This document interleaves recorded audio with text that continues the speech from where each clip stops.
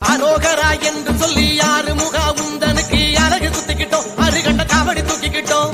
வேல் வேல் என்று சொல்லி வேல் முருகா உந்தனுக்கு விரதம் ஏத்துக்கிட்டோம், வேலெடுத்து நாவில் குத்திக்கிட்டோம். பங்குனியிலே உத்திரத்திலே